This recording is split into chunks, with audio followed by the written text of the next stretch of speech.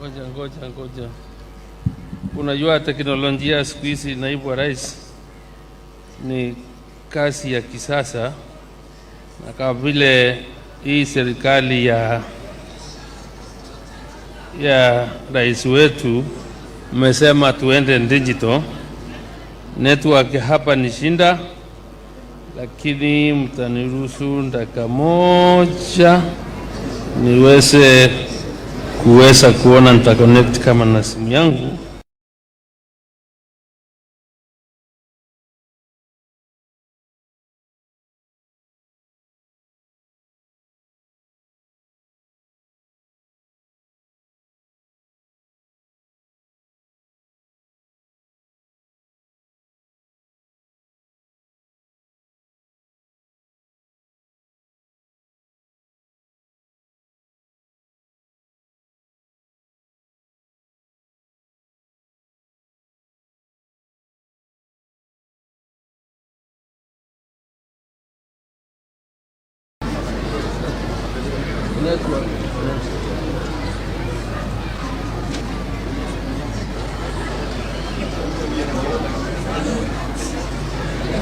Wacha nimuite Mheshimiwa Waziri Chelugui ambaye ni waziri wa cooperatives MSME aweze kusalimiana kabla ya mimi kuweza kutoa hotuba yangu.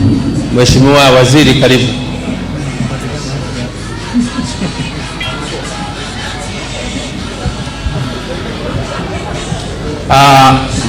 Mheshimiwa Naibu wa Rais, Your Excellency Riggy G, Waziri Mithika Linturi, Waziri wa Kilimo na Mifugo, Gavana wetu wa Mombasa Abdul Swamad Nasir, mwenyekiti wa maonyesho ya kilimo wa Kenya wa hapa Mombasa, na viongozi principal secretaries walio hapa,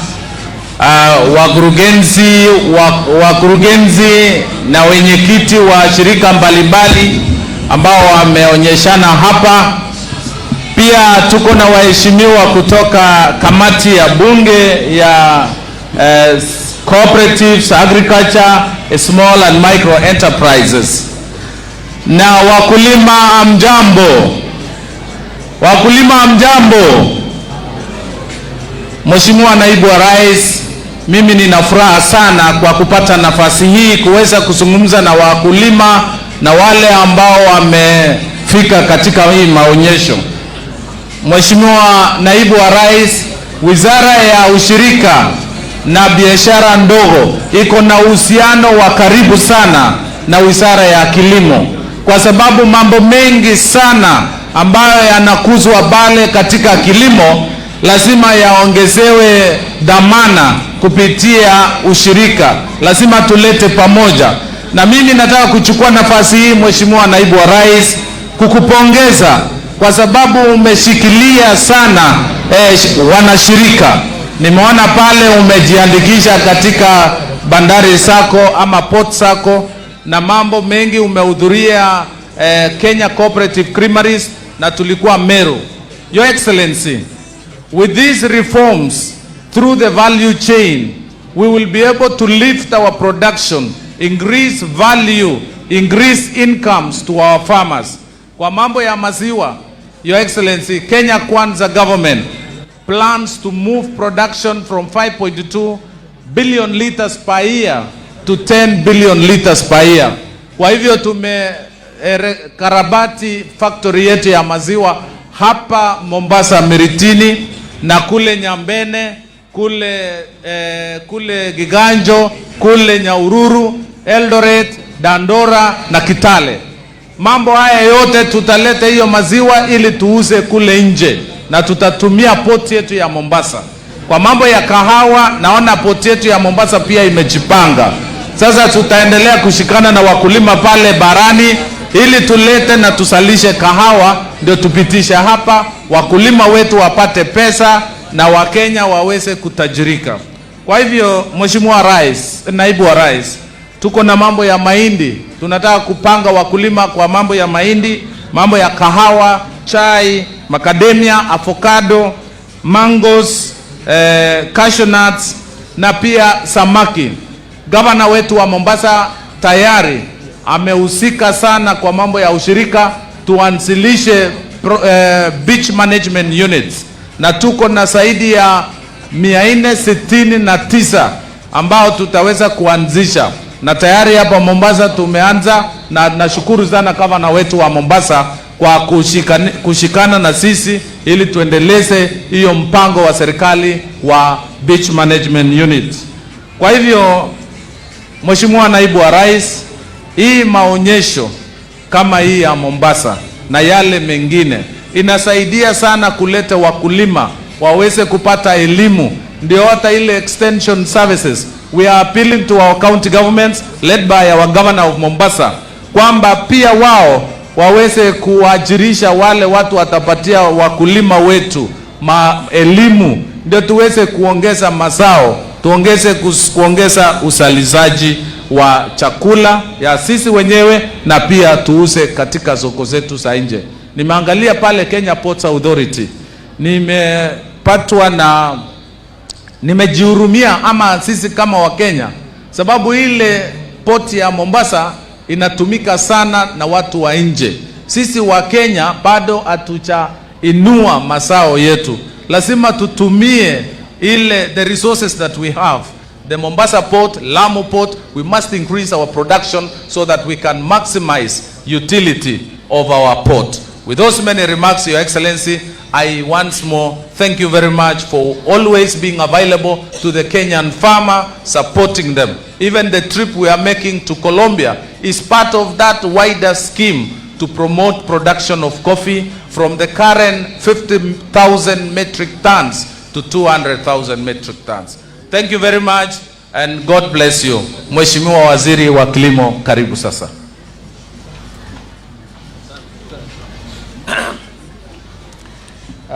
Thank you very much, Mheshimiwa Chelugui, for those kind remarks regarding to what we are doing as a ministry.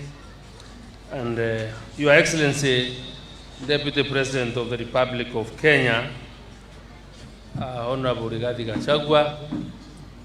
the Governor Mombasa, Principal Secretary is present here, the members of the ASK leadership, led by the Chair Lindy and the CEO, Mr. Mudoka, all exhibitors, invited guests, ladies and gentlemen. I take this great opportunity on behalf of the Ministry of Agriculture and Livestock Development, the ASK and the rest of the stakeholders in the agriculture sector to welcome you to Mombasa International Show. We are glad that you accepted to officiate the opening of this show. Indeed, this illustrates the importance with which the Kenya Kwanza government accounts this sector. Your Excellency, as you are aware, agriculture is the backbone of the economy of this country, contributing to over 25% of our GDP and 70% in the rural population. And cognizant of the government's agenda in terms of prioritizing agriculture as one of the 5 pillars of our economic recovery plan, the small, micro, small and medium enterprise MSMEs, housing and settlement, healthcare and digital superhighway, and the creative economy. We further note that the bottom economic transformation agenda has identified cotton, tea, coffee, edible oils, maize, rice, dry leather and beef as priority agricultural value chains earmarked for increased resource allocation. And to illustrate this commitment, one of the first measures instituted by the government was to subsidize fertilizer and the continued support in farmer registration. I want to report to you, Your Excellency, that due to increased use of fertilizer and favorable weather, we project increased maize production for the long-range season harvest. Consequently, we are putting in place measures to reduce post-harvest losses and ensure the benefits are passed to Kenyan farmers and consumers. And to this regard, we've already signed a contract for the purchase of 100 portable and fixed dryers to ensure that we reduce post-harvest losses. Your Excellency, the Kenyan coast plays an important role and contributes significantly in the agricultural sector, including food production and the export market. This region is a major producer of nuts, coconuts, that's coconuts and cashew nuts, fruits, which are mangoes, melons, and vegetables, including food crops such as cassava, sweet potatoes, cowpeas, maize, and beans. And coconut is the major cash crop in this coastal region, where the total number of coconut trees in the country stands at an approximately 10 million trees, which are highly concentrated in Kilifi, Kwale, Lamu, Tana River, Taita Taveta, and Mombasa counties. There are 83,000 farmers who cultivate coconut in their farms, spread over a total area of 205,000 hectares of land. And in total, there are 150,000 households directly depending on coconut-related family incomes in the country. So currently, coconut contributes 1.5% of the agricultural GDP at the national level. Kenya is a net exporter of cashew nuts, kernels. The main export destinations include the United States of America, the Netherlands, Canada, among others. Cashew nuts export volumes from Kenya have generally been low, ranging between 200 to 500 metric tons, valued at 500 million annually.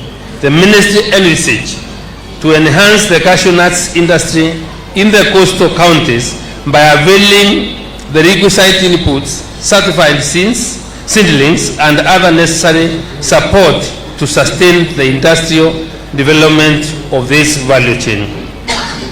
Your Excellency, to support the agro-processing and value addition under the MBITA, the government will construct also a common user facility at Ndongo Kundu Special Economic Zone in Mombasa County, among other interventions.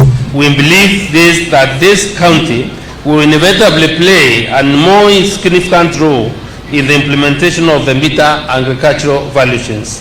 For Mombasa County and this region to effectively benefit from MBITA, there is a need for adoption of appropriate agricultural technologies and innovations. Mombasa International Show is therefore providing a tremendous opportunity by exhibiting a wide range of technologies and innovations, including climate-smart agriculture, mechanized agriculture, agro-processing and value addition, urban farming, among others. This will go a long way in increasing production and productivity of the key agricultural value chains, two things that we endeavor to achieve in this sector. As a ministry, we will commit to enhance collaboration to ensure sustainability of waste SK shows for continuing the exchange of agricultural knowledge and technologies. And Your Excellency, because this is not my day, and I want Your Excellency with a lot of humility and say with privilege to invite you to officially open the 2023 ASK Mombasa International Show. Karibu sana Naibu wa Rais. Asante.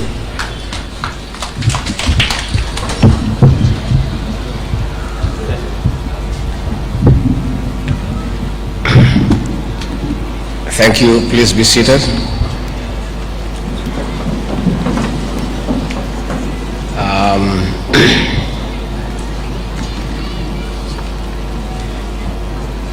The Cabinet Secretary for Agriculture and Livestock Development, Honorable Mithika Linturi,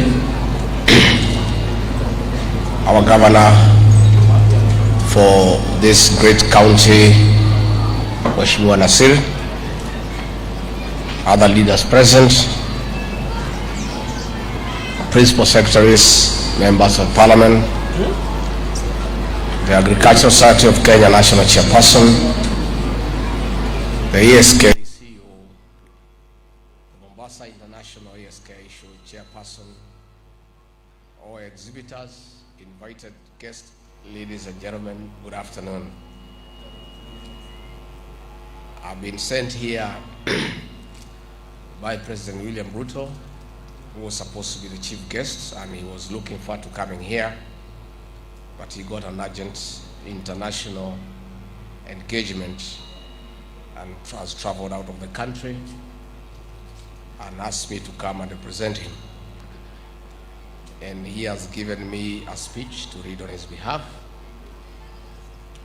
Na mimi nitasoma tu kwa makaratasi ya kawaida. Sitaki kuingia ile shida waziri wetu Linturi amepata. Unajua waziri, hii maneno ya mtandao, kama hujazoeana naye kama mimi, ukae tu kama sisi nacho, sababu inaweza kukuletea matatizo. So that you remain who you are globally. I want to take this early opportunity to thank all those who are involved in the preparation of this show. Ladies and gentlemen, exhibitors, as you are aware, agriculture, because of its backward and forward linkages to our economy, it is a mainstay for the majority of Kenyans who drive their income from agriculture. Agro-based manufacturing has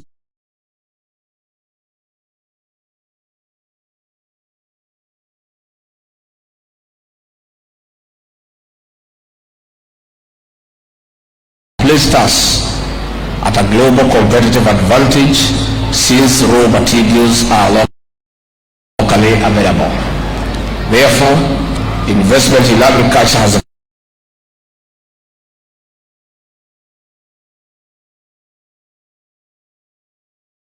economic transformation agenda is strategically focused to increase incomes for farmers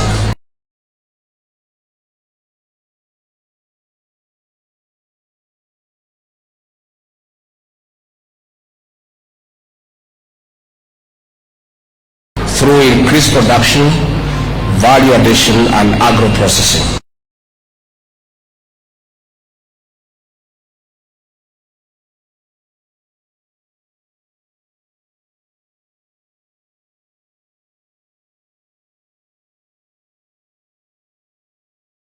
Commercially and globally competitive industry. To this end, the government has prioritized key value chains through the bottom-up economic transformation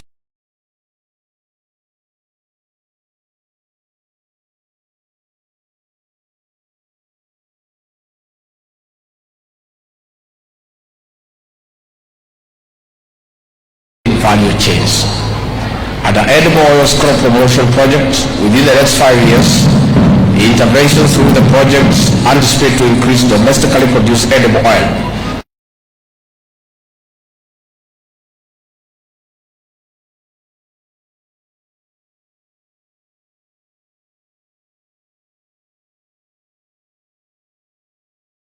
raw materials in oil extraction. The objective is to reduce importation of the commodity, which costs us an average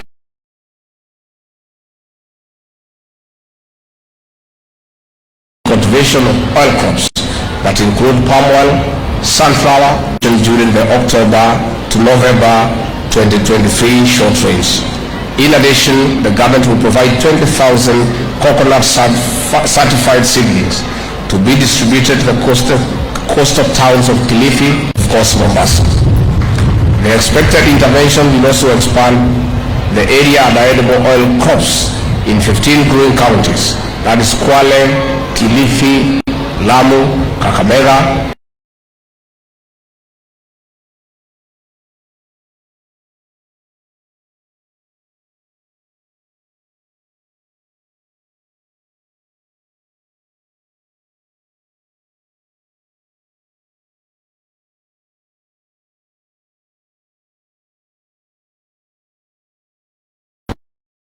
Siaya, Homa Bay,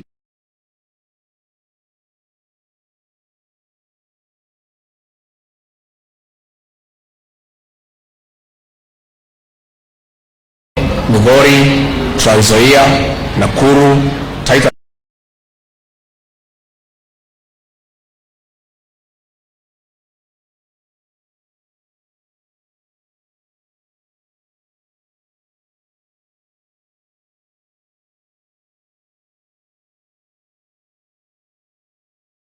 Taveta, Uasin Gishu, Meru, Nyeri, and Makueni from the current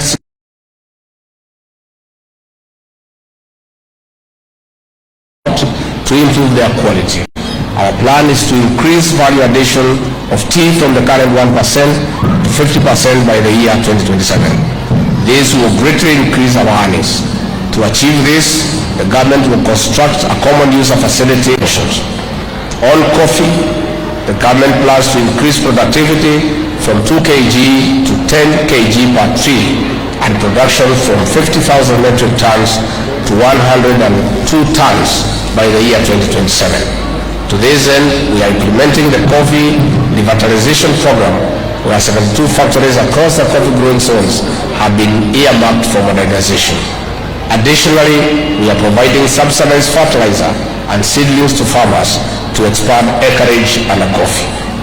To improve the livestock production, the government has allocated 3.7 billion to de-risking, inclusion, and value enhancement of pastoral economies program. Kenya shillings 2.1 billion for livestock value chain support project, and Kenya shillings 1.5 billion for the Kenya livestock commercialization program, while another 135 million has been earmarked for the establishment of the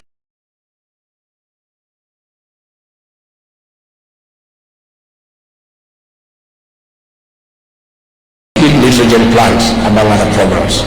Of processed milk from 800 million liters to 3.3 billion liters per year, and grow the size of the formal milk market from 30% to 50%, and to grow exports of dairy products to 1 billion liters per year through various interventions. The interventions in the dairy sector, dear exhibitors, include investments to improve productivity per cow from 7 to 11 liters per day through good animal husbandry practices.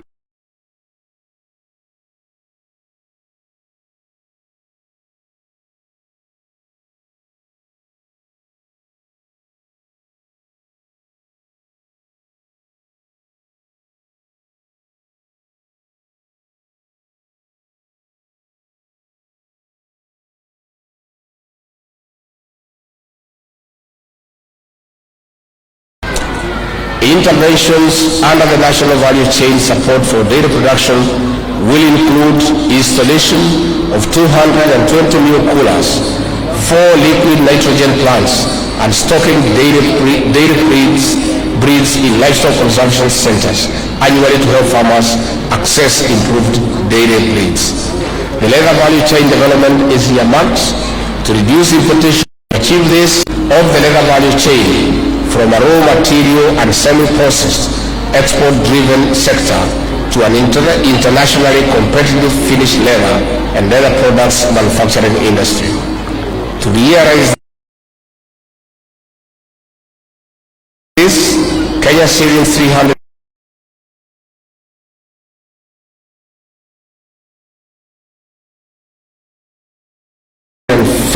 million has been allocated in the 2023 to 2024 financial year budget for development of the leather industrial park at Kenanie in Machakos County, and a further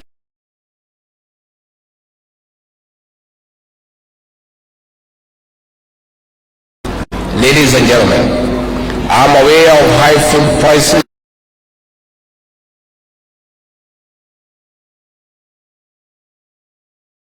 and the high cost of living in the country that has persisted for some time now.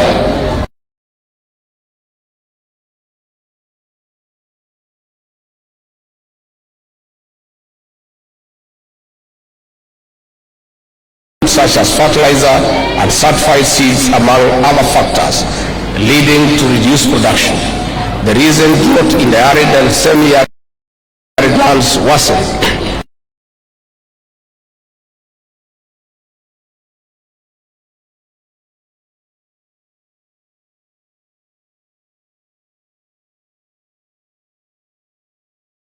Manufacturing.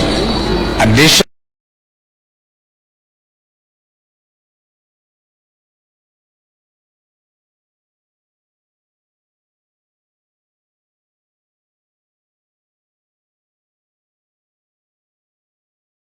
The government initiated a digital fertilizer subsidy program to increase production of food and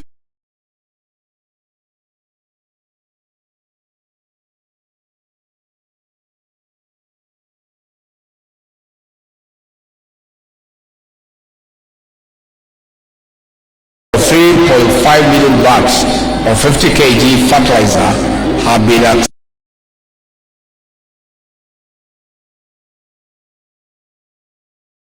accessed by 553 farmers, 1,000 farmers.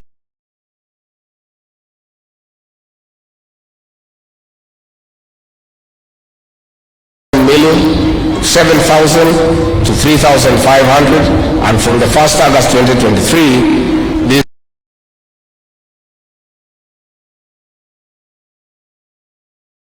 prices were reduced further to $2,500 per 50 kg bag.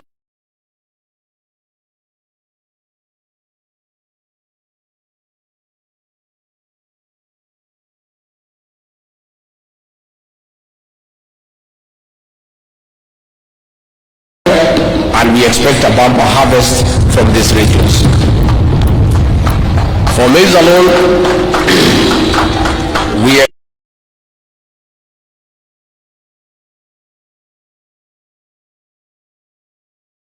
expect a bumper harvest of 40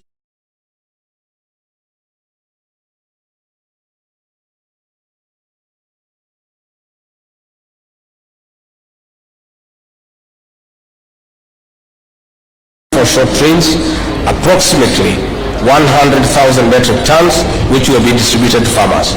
Going forward, the government will continue to support farmers